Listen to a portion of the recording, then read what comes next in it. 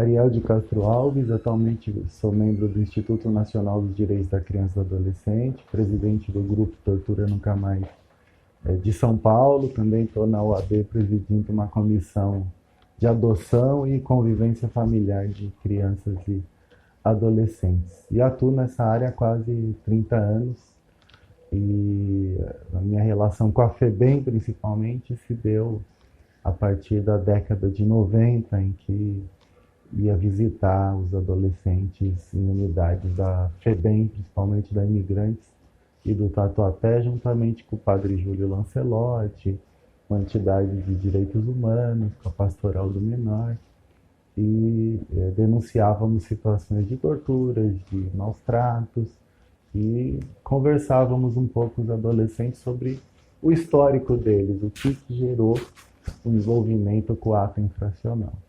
E geralmente tinha a questão deles terem sido vítimas de maus tratos, violência doméstica, falta de políticas públicas na área de educação, de assistência social, de saúde, uma série de omissões e falhas por parte do poder público com relação ao atendimento deles durante a infância. O Estatuto da Criança e do Adolescente foi criado a partir do artigo 227 da Constituição Federal de 88, que é o artigo que trata dos direitos da criança e adolescente, que prevê lá que crianças e adolescentes devem ser prioridade absoluta do Estado brasileiro, de todos os poderes públicos, prefeituras, estados, governo federal, e prevê que crianças e adolescentes devem ter proteção integral e prevê uma série de direitos fundamentais, como a vida, a saúde, a educação, a alimentação, convivência familiar e comunitária, entre outros direitos, e que devem estar a salvo de qualquer forma de violência, de opressão, de exploração, entre outras violações de direitos. As pesquisas mostram que mais de 60% dos adolescentes que cometem atos infracionais não estavam estudando. Muitas vezes o primeiro lugar que ele vai estudar é numa unidade de internação. Muitas vezes o primeiro lugar que ele vai ter um atendimento odontológico, um atendimento médico, acaba sendo na unidade de internação. Então isso mostra a precariedade da vida da maioria das crianças e adolescentes no Brasil. Ele precisa praticar um crime para ele ter atendimento de saúde, ele precisa praticar um crime para ele ser incluído numa escola ou num atendimento odontológico, num atendimento psicológico, num atendimento social. Então isso mostra, né, o quanto o Brasil, apesar de ter uma das legislações consideradas das mais avançadas do mundo, que é o Estatuto da Criança e do Adolescente, não consegue, de fato, proteger as suas crianças e adolescentes. Nós vemos uma certa atuação das polícias de cruzar os braços diante de casos de atos infracionais de adolescentes, porque no momento atual aguardam o cumprimento de uma promessa do governo federal de redução da maioridade penal. Então eles acabam boicotando a segurança pública, porque esperam uma mudança na legislação, sob o argumento de que estariam enxugando o chão com a torneira aberta, que eles vão levar para a delegacia, o adolescente logo vai ser solto, que esse sistema não funciona, segundo o pensamento deles. Então eles acabam promovendo esse boicote na área de segurança pública. Então é mais uma questão política e até demagógica, essa defesa da redução da maioridade, do que propriamente algo que vai ter efeitos práticos. Não vai ter, porque o Supremo vai depois declarar inconstitucional. No mundo todo, costuma-se adotar esse critério dos 18 anos como uma idade em que o adolescente se torna um adulto. Então foi a partir daí que se adotou esse critério dos 18 anos, tanto que no Brasil, tanto a maioridade civil total está a partir dos 18 e a maioridade penal da mesma forma. E a maioria dos países do mundo adotou esse critério como idade penal. E a ONU sempre recomendou que quem tem menos de 18 tivesse um atendimento completamente diferenciado.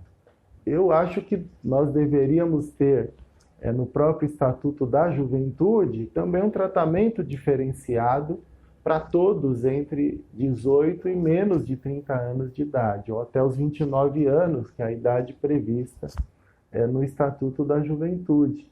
Nós teríamos que ter um sistema prisional específico para os jovens, para que os jovens pudessem ter penas, mas penas com caráter educativo, de ressocialização. Não da forma que é hoje. Os jovens são condenados, vão para os presídios, muitos presos também de forma forjada ou em razão de discriminação racial, muitos inocentes que vão para a cadeia, muitos jovens também explorados no tráfico de drogas, muitos jovens que não conseguem empregos, nenhum tipo de inclusão social, acabam sendo facilmente cooptados para a criminalidade, são jogados em presídios onde não tem escola, não tem trabalho, não tem curso profissionalizante, não tem saúde, não tem assistência jurídica, não tem absolutamente nada. Presídios completamente superlotados, dominados pelo crime organizado, sem nenhum tipo de atendimento. Unidades que funcionam numa autogestão, quer dizer, o Estado autoriza o crime organizado a ser gestor das unidades prisionais. É isso que acontece hoje em São Paulo, é isso que acontece na maioria dos estados do Brasil. As medidas socioeducativas, elas têm mais condições de incluir socialmente, de reeducar, do que o sistema prisional dominado por facções criminosas, superlotados, sem nenhum tipo de atendimento, de assistência, de educação e de trabalho. Esses adolescentes sairiam, então, muito mais profissionalizados no crime do que atualmente cumprindo medidas socioeducativas. Então, nós vamos tirar adolescentes que hoje têm atendimento com psicólogos, com assistentes sociais, com professores, que têm atividades culturais, esportivas, de lazer e cursos profissionalizantes, em algumas unidades até cursos técnicos, para colocar eles para serem educados, entre aspas, pelos líderes do crime organizado. É isso que está, então, se propondo quando se defende essa mudança no sistema. Por outro lado, existem propostas que tratam do aumento do tempo da internação nas unidades. E isso, de fato, precisa ser reavaliado, porque o Estatuto é de 90, estabeleceu um limite de até 3 anos de internação. Apesar que, dependendo da idade do adolescente, se ele entrou com 13 anos, ele vai cumprir até 16 a internação, depois de 16, 17, 18, ele pode cumprir uma semi-liberdade, ou poderia cumprir uma liberdade assistida, uma prestação de serviço à comunidade. Então, ele poderia cumprir um tempo de 6 anos, por exemplo, 7, 8, de medida socioeducativa. Mas o limite da internação são de 3 anos.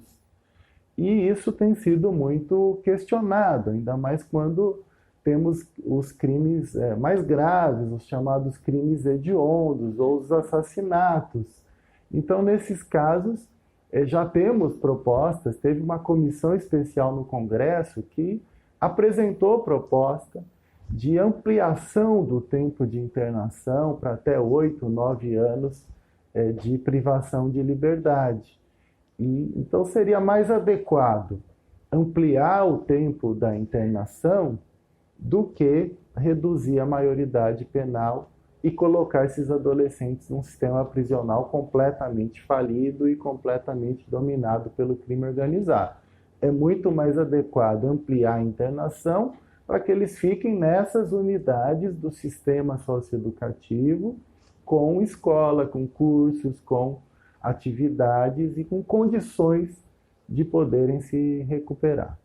Seria a ampliação da internação, uma forma de dar uma resposta para a sociedade, porque, de fato, é muito difícil justificar para quem teve um parente assassinado, por exemplo, que o adolescente vai cumprir 3 anos de internação.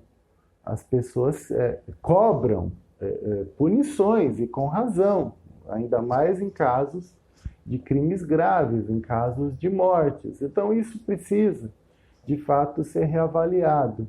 Mas seria um grande equívoco reduzir a maioridade e querer jogar esses adolescentes num sistema penitenciário brasileiro que é um caos total. O Estado precisa, de fato, oferecer escola, curso profissionalizante, ensino técnico e bolsa de estudos para esses adolescentes que estão numa situação de maior vulnerabilidade, que podem se tornar presas fáceis da criminalidade. Então, esse é um dos maiores problemas. E se o Estado e a sociedade excluem, o crime é que vai acabar incluindo. E é o que de fato acontece no Brasil. Nós temos uma sociedade, um Estado que excluem os adolescentes e jovens, e por isso eles acabam sendo incluídos pela criminalidade. Nós temos um Estado paralelo que toma conta das periferias, que toma conta do sistema prisional, e o poder público não está presente através da educação, da saúde, da assistência social.